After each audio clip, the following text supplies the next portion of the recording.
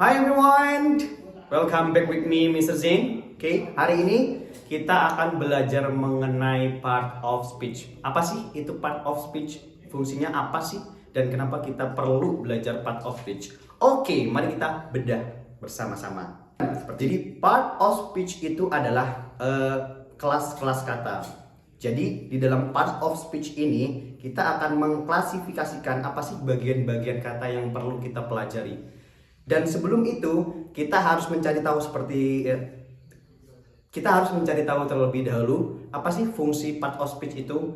Jadi teman-teman, part of speech itu penting karena itu adalah fondasi awal untuk kita belajar bahasa Inggris, khususnya di kelas grammar biasanya, ya kan.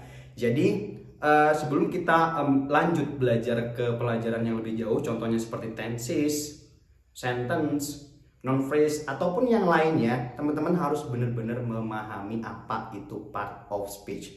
Dan part of speech itu sendiri ada bagian-bagiannya. Seperti yang tadi saya bilang, itu adalah pengklasifikasian dari sebuah kata. Oke, nah biasanya part of speech itu disingkat menjadi yang disebut biasanya pancavip. Jadi ada pancavip, ada 9 ya.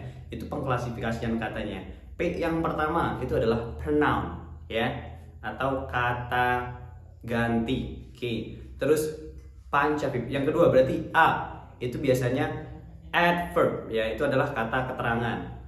Lanjut yang nomor 3 itu ada noun. Noun itu kata benda. Terus conjunctions, itu adalah kata hubung. Selanjutnya itu adalah A, adjective, itu adalah kata sifat. Oke. Next itu adalah F, yaitu verb, itu adalah kata kerja. And then the next is interjections, ya, itu adalah kata seru. Dan terakhir adalah prepositions atau kata depan. Nah, pancavip ini adalah pengklasifikasian dari part of speech tadi, ya, dimana nanti teman-teman harus benar-benar memahami setiap bagian kelas katanya. Oke, mungkin kita bisa menjelaskan sedikit demi sedikit apa sih itu arti dan fungsinya. Yang pertama tadi ada pronoun, itu adalah kata ganti, ya. Ini adalah kata ganti yang digunakan untuk menggantikan kata benda biasanya. Ya, fungsinya untuk menggantikan kata benda. Contohnya seperti ada I, you, they, we, or she, it yang biasanya kita tahu atau kita kenal dengan subject. Oke. Terus yang kedua itu ada adverb. Adverb itu adalah kata keterangan. Itu untuk menunjukkan waktu, bisa untuk menjelaskan tentang tempat, bisa, karena adverb sendiri itu ada bagiannya sendiri-sendiri. Nah, makanya teman-teman nanti ada pembahasan yang khusus mengenai masing-masing dari part of speech ini. Oke, yang ketiga ada noun. Noun itu kata benda. Oke, kata benda. Seperti apa? Kata benda itu banyak, ya. Ada misalkan meja, ada misalkan ya buku, dan lain sebagainya. Oke, selanjutnya itu adalah conjunction. Conjunction, ya, sekarang, ya. Jadi conjunction itu adalah kata hubung. Biasanya conjunction ini adalah bagian dari part of speech di mana dia itu dipakai untuk menghubungkan suatu kalimat. Contohnya seperti and, ya kan? Ada juga when, terus juga bisa so, dan segala macamnya. Oke, untuk A yang selanjutnya itu adalah adjective. Ini adalah kata sifat. Nah, untuk adjektif itu sendiri fungsinya adalah untuk menjelaskan kata benda biasanya, ya. Jadi adjektif di sini itu digunakan untuk menjelaskan kata benda. Contohnya misalkan the big house. Jadi di sini big ini termasuk kata sifat karena dia menjelaskan rumah, yaitu sifatnya itu rumah itu adalah besar. Atau misalkan kalau untuk memahami tanpa harus ada kata benda, contoh dari kata sifat itu seperti sad, happy, terus hungry.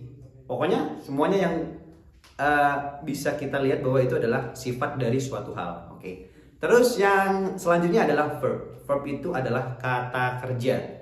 Oke, banyak orang yang masih bingung apa sih itu kata kerja, apa bedanya dengan kata yang lain. Nah, kalau untuk kita melihatnya, kata kerja di sini adalah kata kerja di mana itu terlihat, ya, atau ada aktivitas di situ. Contoh misalkan berlari atau lari, itu kan ada aktivitasnya, ya, dimana aktivitasnya yaitu dia menggerakkan kakinya dengan sangat kencang, itu kan lari, ya, itu aktivitas.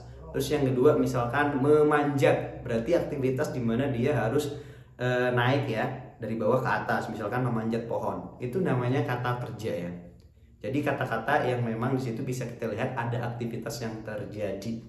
Oke. Selanjutnya, interjection, kata seru. Ini gampang banget guys.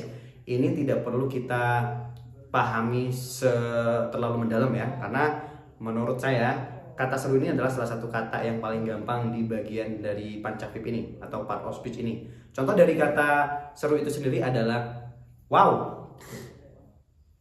ups, wah, jangan ya, jangan itu ya, itu bukan ya.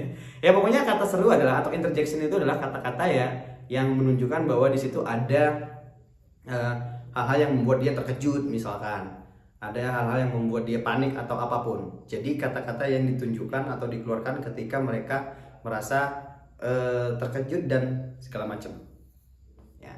Dan biasanya untuk interjection itu sendiri itu kata-katanya random, artinya ya itu cuman wow yang tidak ada artinya, tidak punya arti spesifik, karena arti dari kata seru itu sendiri adalah ya terkejut ya di situ. Oke, yang terakhir adalah preposition.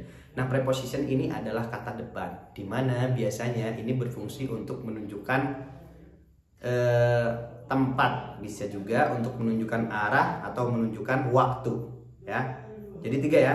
Jadi untuk preposition itu biasanya fungsinya adalah untuk menunjukkan tempat, waktu, dan juga arah, yang biasanya identik dengan in, on, at, dan masih banyak lagi. Oke, jadi belajar part of speech itu fungsi utamanya adalah untuk membangun struktur kalimat yang benar. Jadi dengan memahami setiap fungsi dan peranan dari kalimat-kalimat yang ada pada part of speech, kita bisa membuat kalimat yang benar.